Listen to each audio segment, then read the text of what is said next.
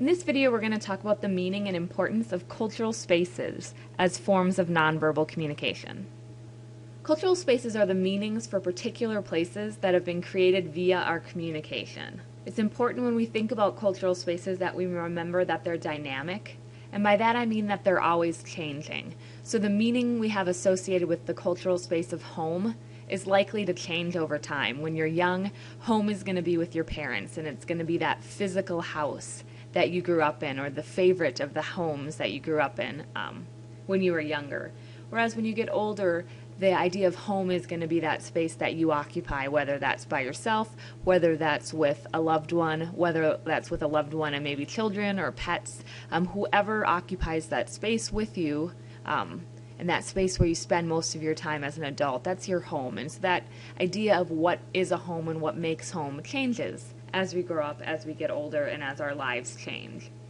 Nonetheless, the cultural spaces that we occupy have an influence on and are influenced by our identities. So as we change, our cultural spaces change.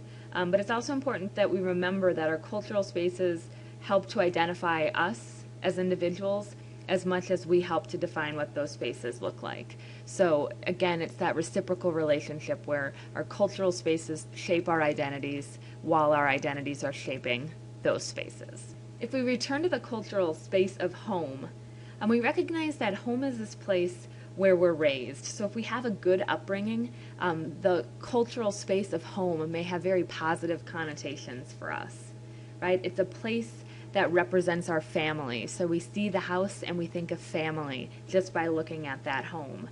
Likewise, that home is going to communicate information to the other people in the neighborhood or the other people who happen to come to your home about the individuals who live within that abode. So it communicates something about the identities of those people.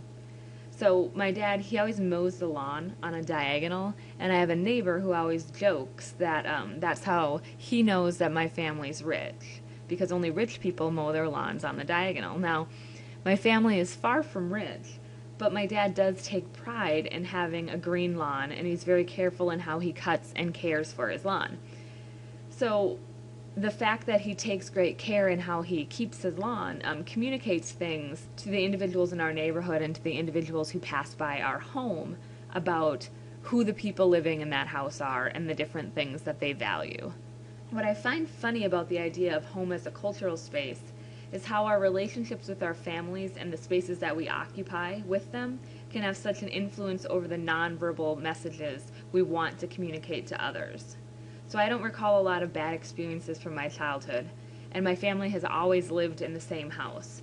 So as my husband and I start to look for houses in Eau Claire, he teases me because a lot of the houses that I pick resemble the house that I grew up in.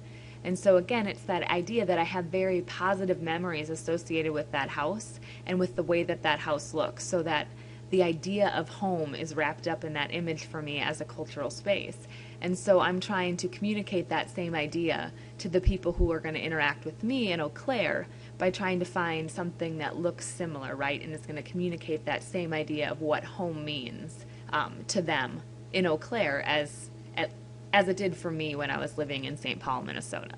While home is one of the most meaningful cultural spaces we can occupy, I want you to think of how that space changes as we grow up and as we move to different places in the country and to different places within our lives. So I met my husband when we were both going to graduate school at the University of Kansas. Thus, the KU campus is always going to be important to both my husband and I. So it's the cultural space where we started a relationship, and it's the cultural space where our family, as two individuals joined by marriage, is the place where that began. So KU and its campus will always have a very meaningful place in our lives, and it'll always be important to the identities that we portray. So again, even though it's not home, this is another cultural space that's important to me and will likely be important to me for much of my life. There isn't much else I want to say about cultural spaces other than to remind you that they do help us to understand the identities of the people who are occupying those spaces. So we look at those cultural spaces and we think that we know something about the person who lives within that space. So the unkept lawn indicates that the people who live there perhaps don't care a lot about their spaces and they don't care what people think of them. So maybe we're not going to think as highly of those individuals as we would think of someone who took really good care of their lawn and was very, very proud of what they were able to put together. Think too about the online cultural spaces that we occupy.